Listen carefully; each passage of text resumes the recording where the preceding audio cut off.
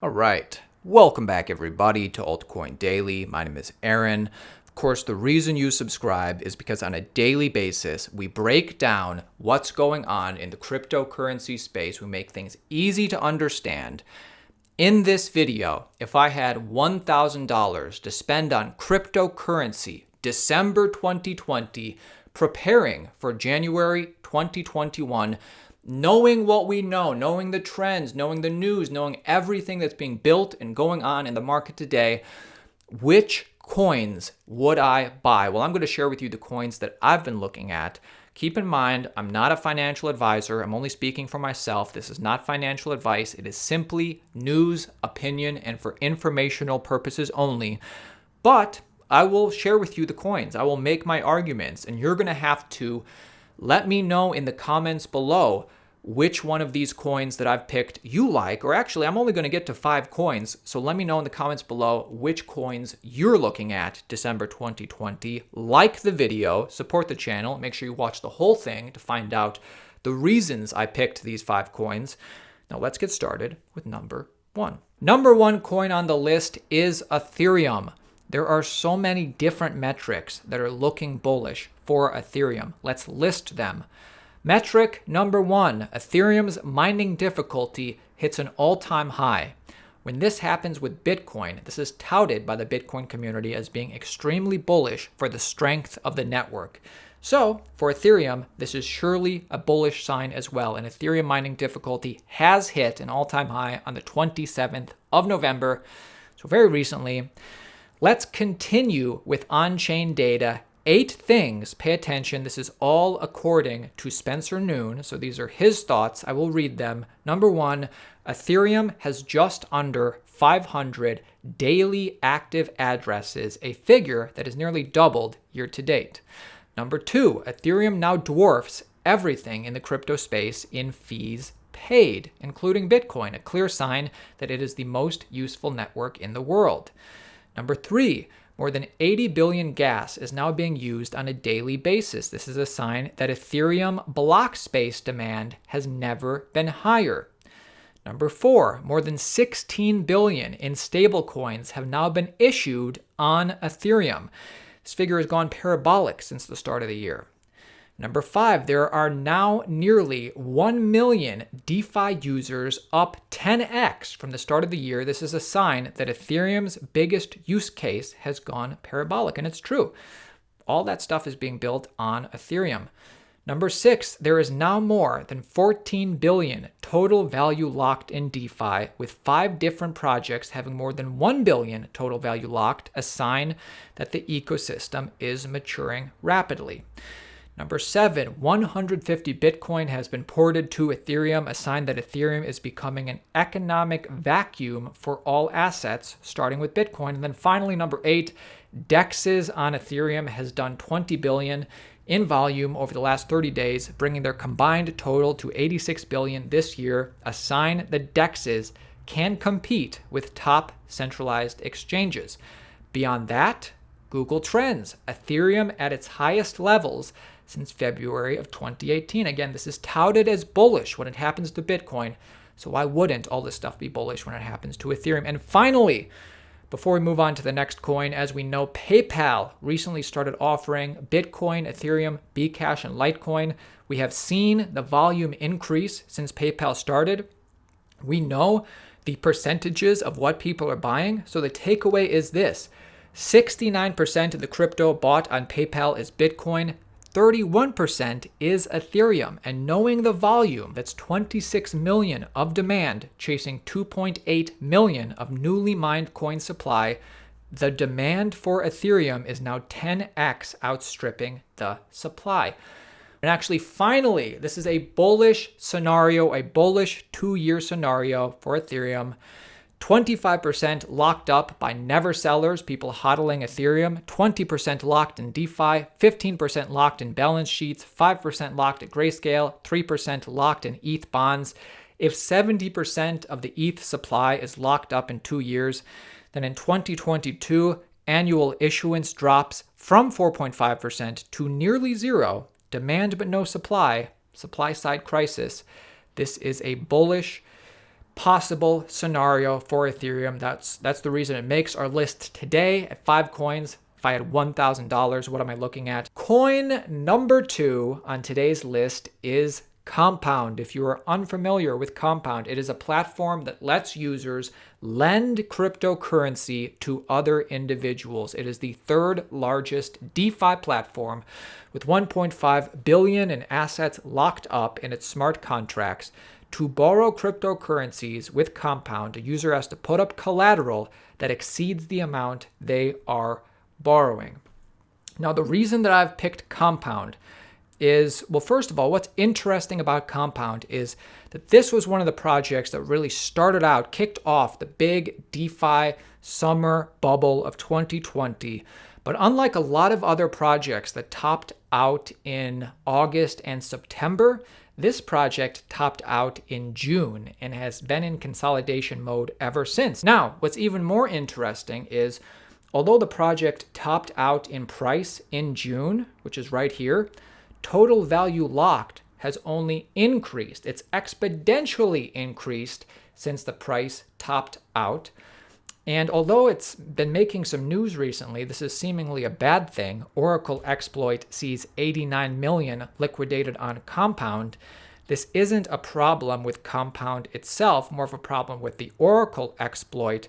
Compound is still around, value locked is still increasing. It topped out rather early on in consolidation mode. Compound, in my opinion, is one to watch, makes it to coin number 2 on our list. Coin number 3, making our list today, December 2020, is Yearn Finance. Now, if you're unfamiliar with Yearn Finance, it is a decentralized ecosystem of aggregators that utilize lending services for Aave, for Compound, for DYDX, for the other lending cryptocurrencies, but are periodically rebalanced to choose the most profitable lending service. Now, if you're asking yourself, why would anybody coming into the space today want to buy Yearn, want to buy Compound? You have to think about it like this. In a world where interest rates are 0 or negative in some places, being able to get significant yield is very interesting to all sorts of people. And these are such new projects. Not everybody has to be interested in Yearn Finance for it to be speculated on. In fact, only a few people need to.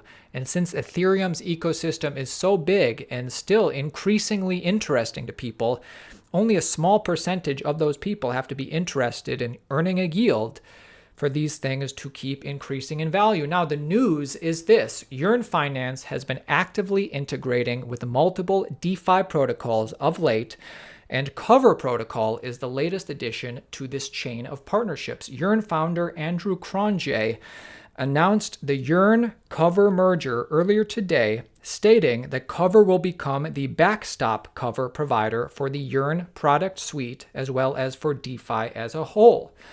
The synergies from this merger will enable Cover to expand into a new Cover money market, making the claim token collateral and a borrowable asset.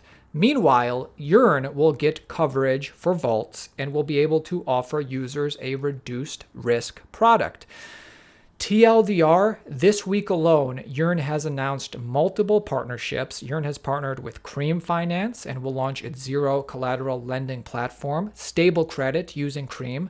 Earlier this week, Yearn Finance announced its partnership with Pickle Finance in an attempt to boost yield farming incentives and resolve some of the issues related to the recent exploit Pickle Finance faced recently. The point is, all this stuff signals to me that Yearn Finance is still building, they're strengthening their protocol, and for that reason, it is one to watch. Now, it topped out in the summer, in September, at $43,000, had a local bottom at about $8,000. Right now, it is about $23,000, and in my opinion, it is one to watch. I think this project has a lot of good things going for it.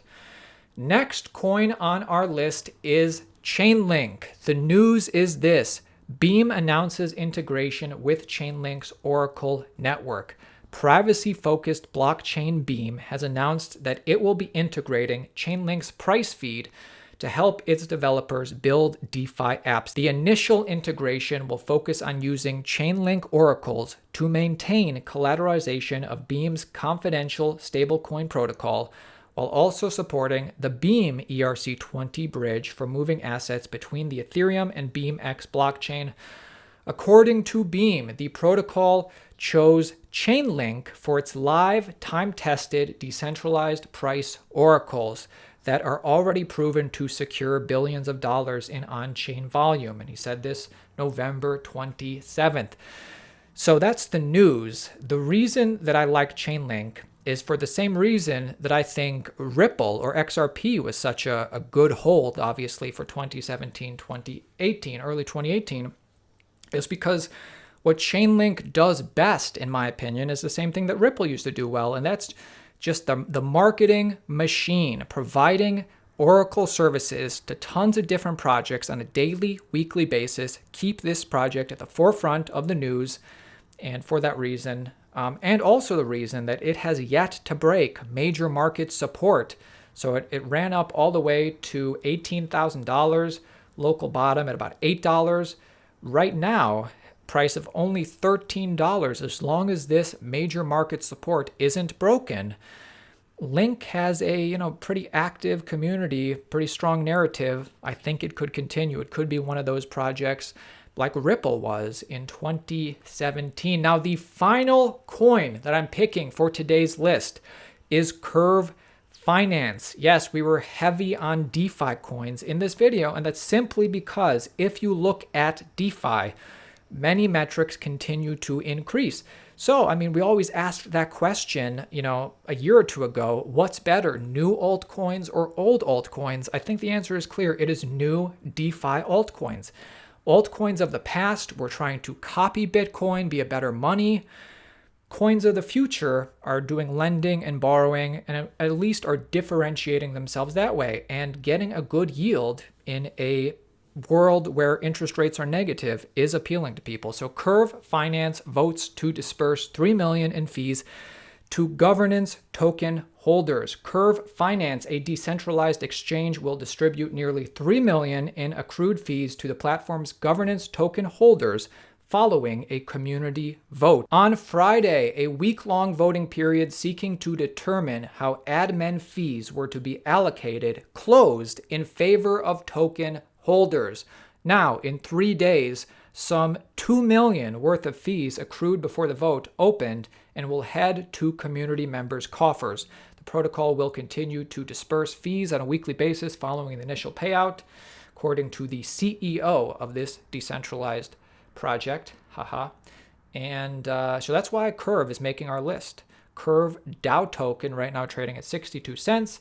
As you can see, has price information starting in August, and since then has been in consolidation mode. With news like this, this is a coin that I'm watching in December of 2020, going in to December of 2021.